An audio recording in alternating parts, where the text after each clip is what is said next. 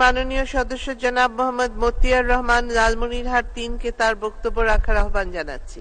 আপনার সময় ৫ minute.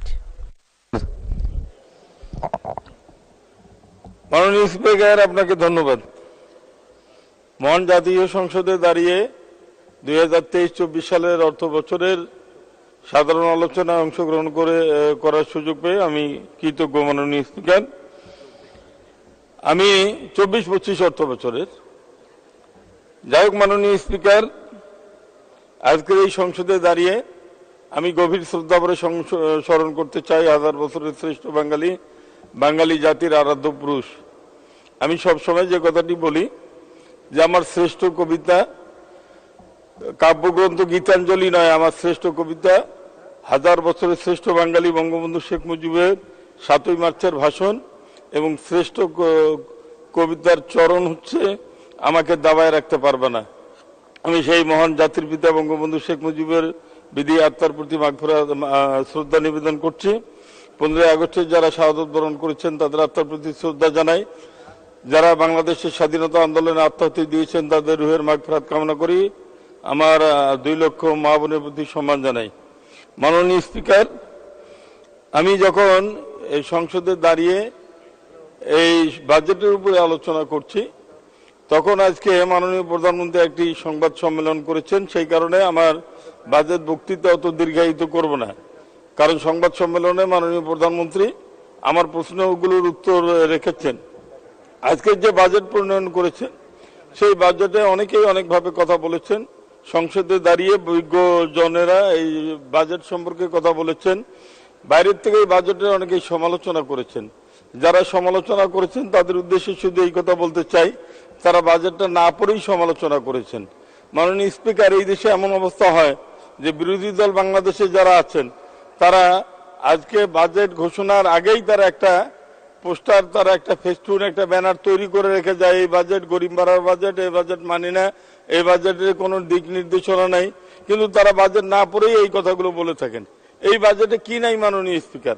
Budget নিয়ে যদি আলোচনা করতে যাই তাহলে দেখা যাবে এই বাজেটে গত 1.5 দশকে আওয়ামী লীগ সরকারের উন্নয়নের যে চিত্র, কি করে বাংলাদেশ দ্বিতীয় মিঠা পানির দ্বিতীয় সর্বোত্তম বৃহৎ রাষ্ট্র থেকে তৃতীয় থেকে দ্বিতীয়তে অবস্থান গ্রহণ করেছে, পাট উৎপাদনে ভারতকে টপকিয়ে কিভাবে বাংলাদেশ আজকে সর্বশ্রেষ্ঠ পাট উৎপাদনকারী দেশে রূপান্তরিত হয়েছে, এই কথাগুলো বলা আছে। কিভাবে মুদ্রাস্ফীতি আমাদের এখানে নিয়ন্ত্রণ করতে হবে সেই কথাগুলো কিন্তু এইখানে বলা আছে।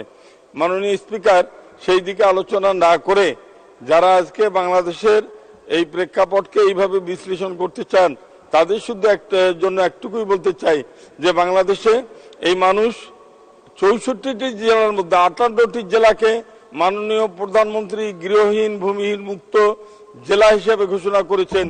সেই বাংলাদেশে দাঁড়িয়ে যখন আমি কথা বলছি যে বাংলাদেশের মানুষ 58টি জেলায় মানুষ এখনো তাদের মাথা গোজার ঠাঁই সব কিছু পেয়েছে।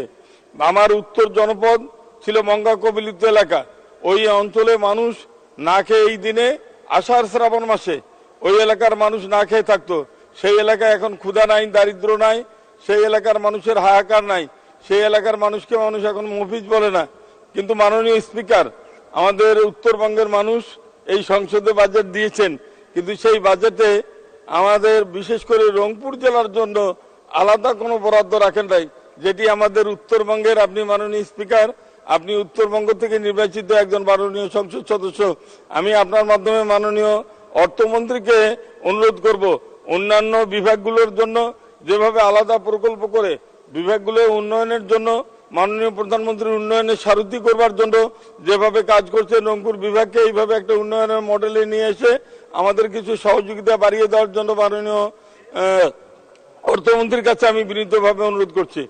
মাননীয় স্পিকার, আমার নির্বাচনী এলাকা লালমেট 3, দীর্ঘদিন লালমেট 3-এর মানুষ নৌকায় ভোট দেওয়া ভুলে গিয়েছিল। মহাজোটের কারণে 3-এর মানুষ নৌকায় ভোট দিতে পারে নাই।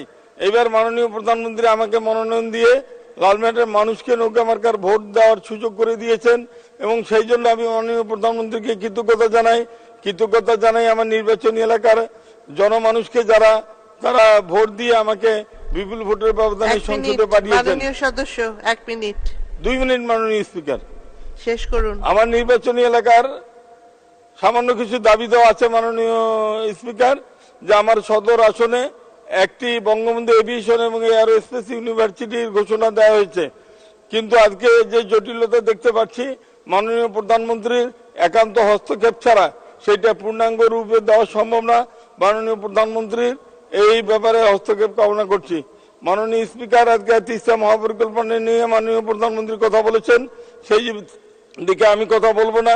তবে এখন যে ভাঙ্গনগুলো হচ্ছে তিস্তা নদীর পারে, সেই ভাঙ্গনগুলো রোধ করার জন্য মাননীয় এখানে পানি সম্পদ মন্ত্রী মহোদয়ের আমি দৃষ্টি আকর্ষণ করছি।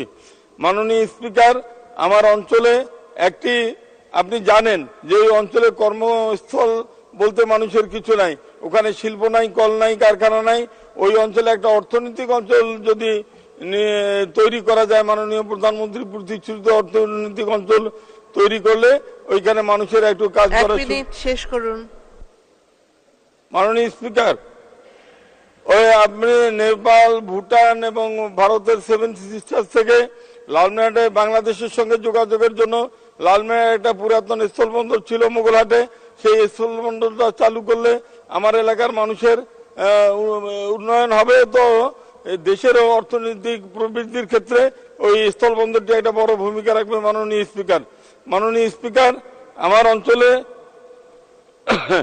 আপনার কাছে আমি যেটা বিনীতভাবে অনুরোধ করি যে আমার অঞ্চলের মানুষ এই লালমেহাটের শিল্প কলকারখানা তৈরি না থাকার কারণে আমাদের যে মেইন ব্র্যান্ডিং ভুট্টা, আমাদের ব্র্যান্ডিং, এই ভুট্টাকে কেন্দ্র করে আমাদের উত্তর অঞ্চলে যদি একটি শিল্প কারখানা গড়ে তোলা যায় তাহলে আমাদের এলাকার মানুষের উন্নয়ন হবে। মাননীয় স্পিকার, মাননীয় স্পিকার, আমি আর কথা বাড়াবো না, আপনাকে কৃতজ্ঞতা জানিয়ে আমি আমার কথা শেষ করছি। জয় বাংলা, জয় বঙ্গবন্ধু, বাংলাদেশ চিরজীবী হোক। ধন্যবাদ মাননীয় সদস্য।